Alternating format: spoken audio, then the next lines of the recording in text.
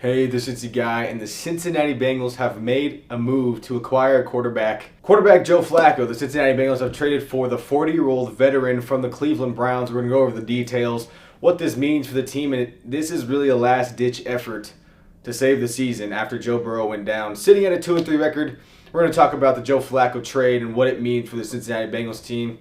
Thank you for watching. Make sure you hit that like button and subscribe. This is your Cincy Guy.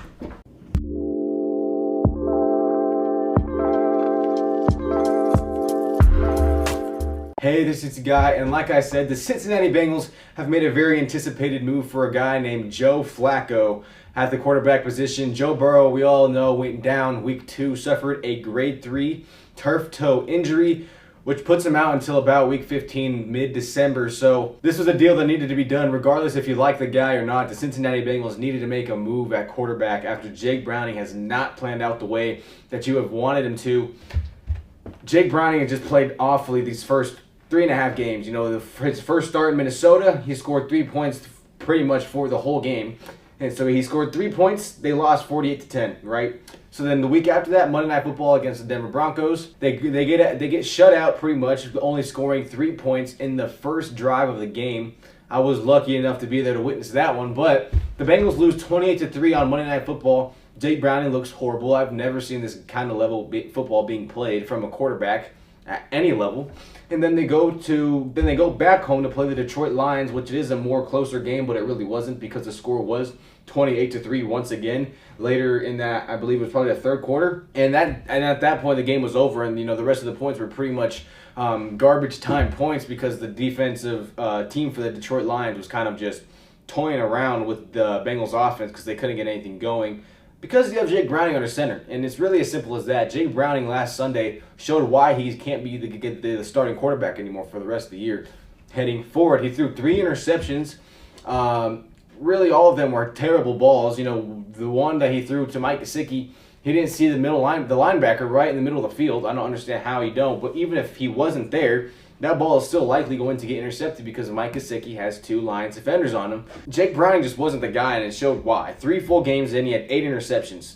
That's second in the league behind Geno Smith with the Las Vegas Raiders, but he was pretty much close to unwatchable. That Bengals offense was close to unwatchable football as it gets. Jake Browning also took multiple sacks. He couldn't move the ball down the field, and that's a terrible thing when you have guys like Jamar Chase and T. Higgins. Jamar Chase last weekend had 2 touchdowns, and T. Higgins had 1, but it was in garbage time, like I said. So they made a move yesterday afternoon, traded for Joe Flacco, and earlier this morning he was named the starter heading into Green Bay this weekend. We all knew a trade was going to happen sooner rather than later, right?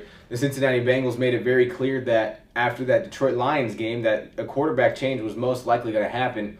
We just weren't sure who. People on the Bengals who thought were on the Bengals' radar were guys like Russell Wilson for the New York Giants, Jameis Winston for the New York Giants. And apparently the Cincinnati Bengals didn't call for either because they don't see Russell Wilson as a locker room leader, and Jameis Winston just isn't that good at football. So as much as I would have loved Russell or Jameis, they unfortunately, either way you slice the cake, they made the right decision.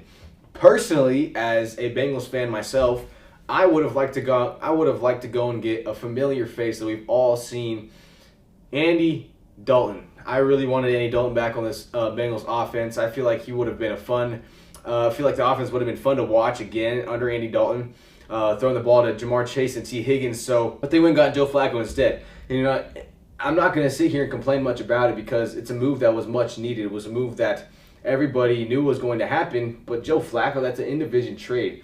That doesn't happen very often, especially at the quarterback position. So nobody really kept Joe Flacco on the radar for the Bengals. Nobody expected that to actually happen, and it did. So Joe Flacco will start this weekend in Green Bay, and hopefully moving forward. But then there's also, before I keep going about Joe Flacco and his stats this year and the year prior, where was the Jake Browning we saw 2 years ago? Where is he at, right? When Joe Burrow went down with that injured hand on Thursday Night Football against the Ravens about probably almost cutting into 2 years now, Jake Browning led the Bengals and was fighting for playoff contention until the very last week.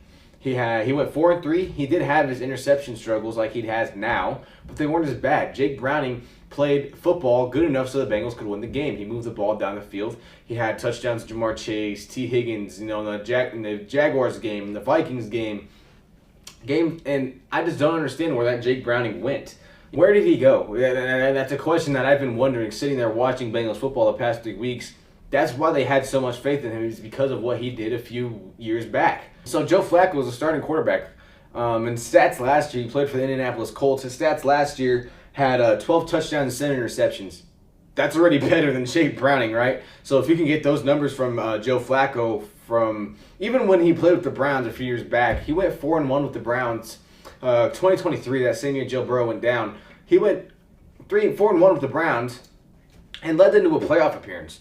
But now we talk about the big question: can Joe Flacco hold up this team until the guy Joseph Lee Burrow comes back? And personally, I think they do, right? I think they do, because the level that we saw Jake Browning play, and I'm going to sit here and just say it again, the level that we saw Jake Browning play football is something that I've never seen before in my life, and something that I don't ever want to see again in my life. As a Bengals fan, I've been through multiple quarterbacks. I've been through Brandon Allen. I've been through Ryan Finley. I've went through Andy Dalton, A.J. McCarron, Jake Browning 2 times, Jeff Driscoll. So we've been through a lot of different quarterbacks, and you could make an argument with Jake Browning at quarterback this year. This team was just as bad as that 2019 team when they went 2-14. So can Joe Flacco keep this team afloat? I think he will. I think he'll perform a lot better. Expect more production with Joe Flacco under center rather than Jake Browning. He has weapons. He has Jamar Chase. He has T. Higgins. He has Mike Gesicki. He has Andre Yosevich. He has Chase Brown.